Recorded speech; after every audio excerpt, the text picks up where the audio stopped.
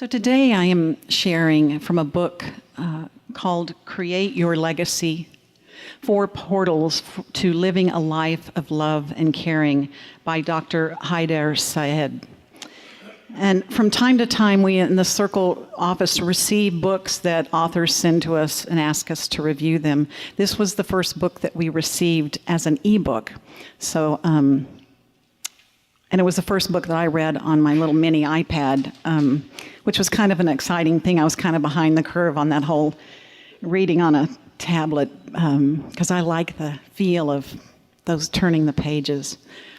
But I was amazed how much I enjoyed the new experience. So please know that the words that I speak today are not my words, but are his words. And yet, when I read through the book, I realized that the thoughts and the feelings and this concept that he has of legacy and that he shares in the book, I realized were my thoughts too. And of course, this is nothing new to you because you are here in the Circle. Our purpose is to honor and nurture the sacred in ourselves, each other, and all of creation. So I really feel like if Dr. Zahed was living here in San Antonio, he would definitely be part of our community, of our Circle. And his story is one that we can all relate to. He, at some level, we've all been through trials and tribulations in our lives. That's what gets us here. And he had it all. He had health, happy marriage, beautiful daughter, comfortable home, a wonderful community, meaningful work. And then one day, his wife of 20 years told him that she would not be returning home after this business trip, that it was over. And shortly thereafter that, he was laid off from his work as a research and development person in a large firm working on cures for diseases. So there he was, feeling kind of without a purpose in his life, without structure, without expectations from his relationship and his work.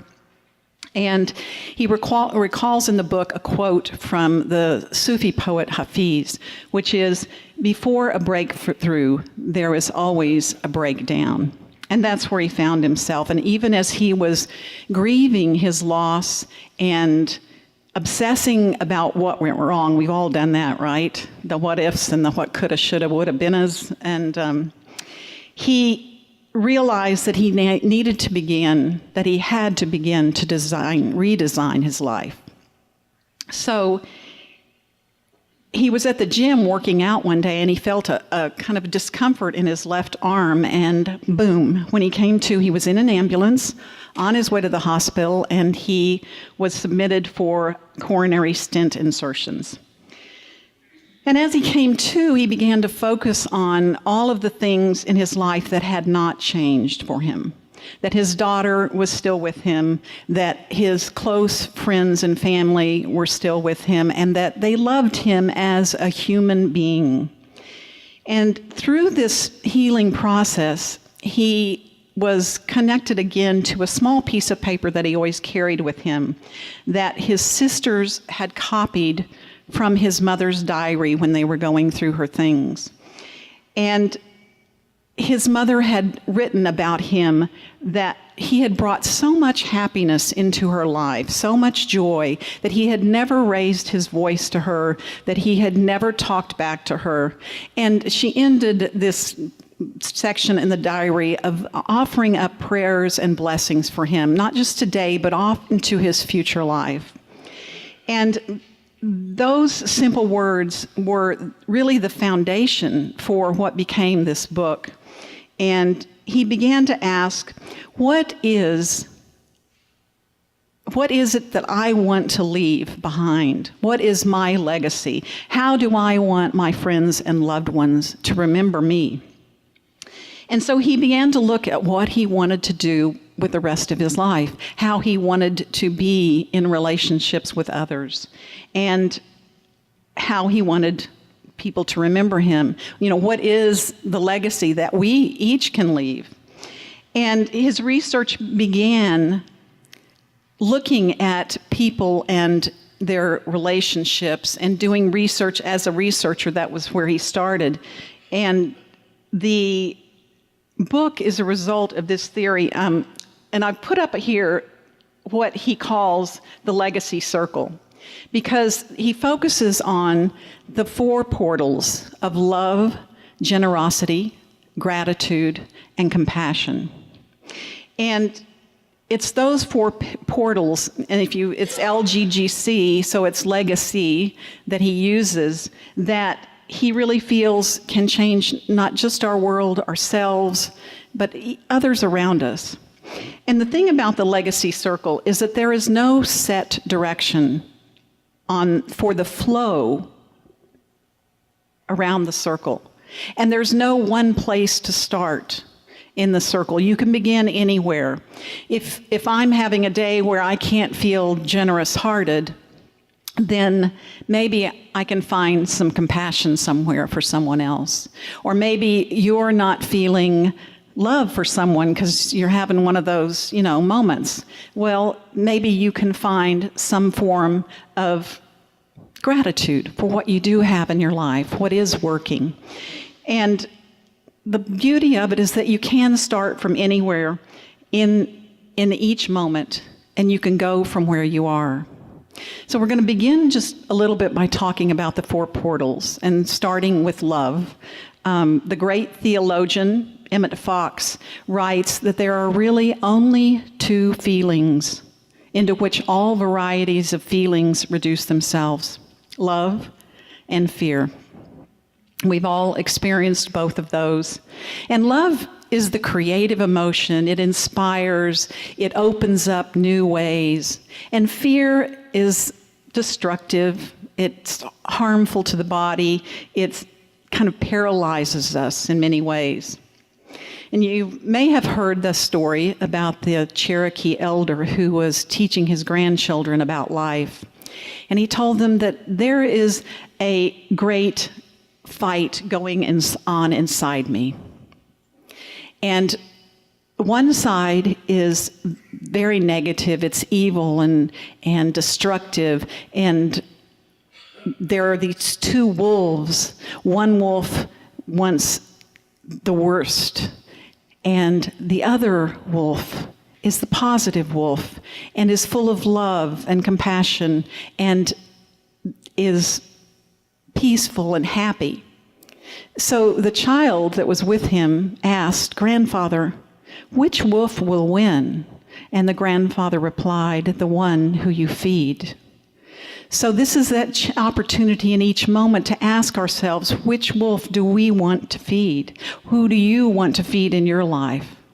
And love is the way to focus on that simple gesture that when we experience fear and anger that seem contrary to love, then that is the time when we can and we must turn to love, to that basic principle.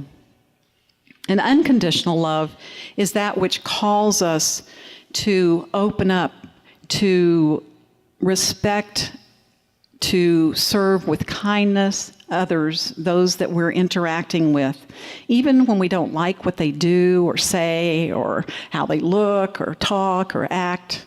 It's still that unconditional love that we feel within ourselves that we can share with someone else. And we all know that first we have to learn to love and respect ourselves before we can love and respect others. And Gerald Jampolsky, he's from the Center for Attitudinal Healing, and some of you may have heard of him. He says that every act is either a call from love or a call to love. And I think that's very true and a good foundation for us to operate from. Now, gratitude is the feeling and attitude of appreciation. Often, this is the easiest portal to enter because little by little, it opens up to more. A little bit of gratitude leads to a little more gratitude and then to more gratitude, and it just is kind of that snowball effect that happens. And gratitude is one of the strongest links to good mental health of all the character traits. According to research, grateful people are happier, less depressed, less stressed, more satisfied with their lives and their relationships. And they have more positive ways of dealing with the challenges that come up and occur in their lives. And the other thing is that they're more often willing to look at themselves. There is a law of reflection in the universe that whatever disturbs us in someone else is often an opportunity to get our attention, a yearning for some kind of self-acceptance.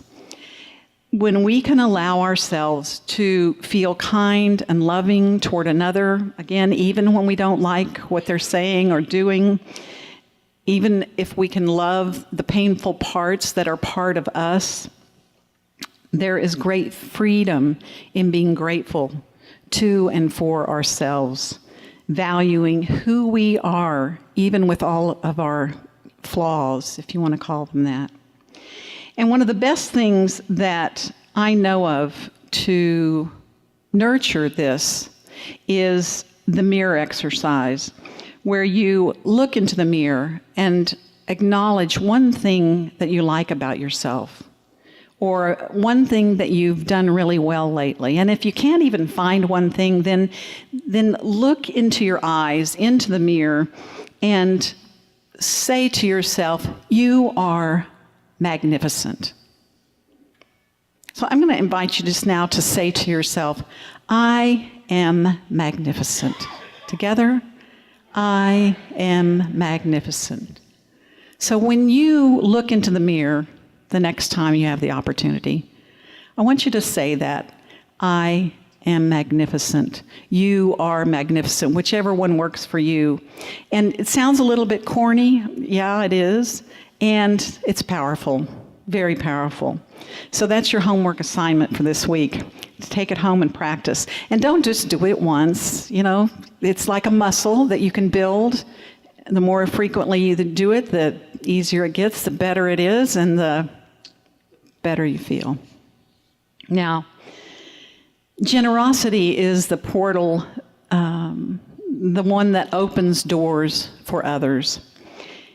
And works from personal to global. Generosity goes hand in hand with humility. And in some Buddhist traditions, generosity is the highest form of worship. This service to others is of utmost importance in their philosophy. In the ancient law of circulation, which you've heard of, if we want love, we must give love. If we want peace, we must share peace. And true generosity is also unconditional, giving without the anticipation of any kind of reciprocation, giving without any need for repayment or thank you. And it's not just your financial resources. It's the simple things like your time, a smile, a hug. Those are the things that we have that we can pass on easily. And no one really knows how many lives we touch when we offer a simple act of generosity. In the book, he tells a story of a New York City cab driver who found in the backseat of his cab a bag that a customer had left, and it had $10,000 cash in it. This man found the name and the address in the bag, drove 50 miles to Long Island, and there was no one home, so he left a note that said, "Don't worry, I will keep it safe." Now, the 72-year-old woman from Italy who was visiting family who had left the bag was told by the police that she would never see that money again.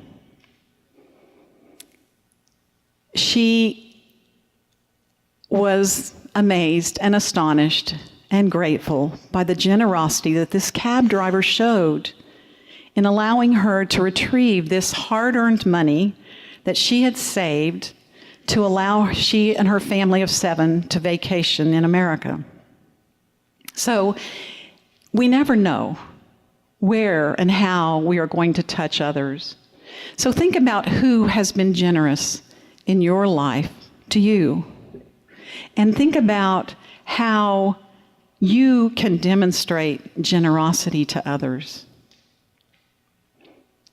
The Dalai Lama says, if you want others to be happy, practice compassion. If you want to be happy, practice compassion. And compassion is this last portal. It's the one that can be accessed whenever we see others going through challenging times, challenging experiences in their lives. And compassion shows a feeling and a regard of genuine empathy and supportiveness for others. Its Latin roots come from the two words calm and passus, meaning to bear or to pass with, to suffer with. And compassion is a fundamental virtue in all of the world's major religions and wisdom traditions. And you've all heard the story about the Good Samaritan. There is a question and answer session between Jesus and a lawyer. And the lawyer asks the master, what is it that I need to do to inherit eternal life? And Jesus asks him, what is your understanding of this law? And the lawyer answers, you shall love God with all your heart, with all your soul, with all your strength, and you shall love your neighbor as yourself. Right, Jesus answered. And then the lawyer wanted to know what the definition of a neighbor was. So Jesus replied with the story of a Jewish man who had been beaten and robbed and left to die on the dangerous road to Jericho. A Levite and a priest both came by and crossed over to the other side of the road. And then a Samaritan, who was part of a group that was pretty much looked down on by the Jews, came along, and he stopped to see how the man was doing. When he stopped, he was so moved by his compassion that he bound his wounds. He put this man up on his own animal, and he took him to an inn to take care of him. And the next day when he had to leave, he took coins out and gave them to the innkeeper, saying, here is payment for taking care of him, and I will repay you anything more tomorrow when I return. Then Jesus asked the lawyer, who of these was the true neighbor? And the lawyer replied, the one who showed mercy.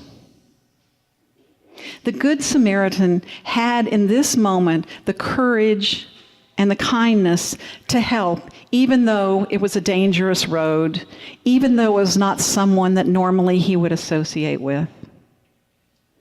And Martin Luther King said of this parable that the first question the priest and the Levite asked, if I stop to help this man, what will happen to me? And the Good Samaritan reversed that and said, if I do not stop to help this man, what will happen to him? That is true compassion. So to alleviate and cultivate compassion in our lives, one of the first things we have to do is expand our awareness of what is happening around us in our environment.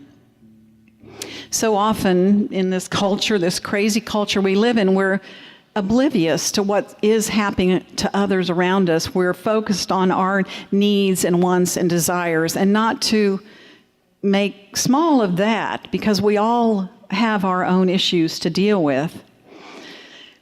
But enlarging this circumference of others, including their challenges and what they are facing in their lives, is a way to lift ourselves out of self-absorption. Every person has a story to tell, and we just have to listen. Listening without criticism or blame or judgment, but listening, allowing them to tell the story. And smiles, listening, hand-holding, not just to our friends and family, but also to the clerk at the store, to the neighbor down the street, to the stranger on the street. The legacy circle that he talks about, that he's created as part of this book, is powerful in that it surrounds us, and yet it has no beginning and it has no end. And our legacy encompasses this circle. Our attitudes, our choices, all fall within this circle. And these lead to moments of happiness.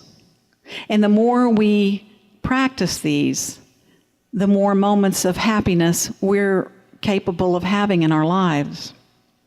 And the beauty, again, of it is that you can start anywhere on the circle. And the legacy circle is within everyone's reach. It costs nothing. And the return that you get from it is immeasurable.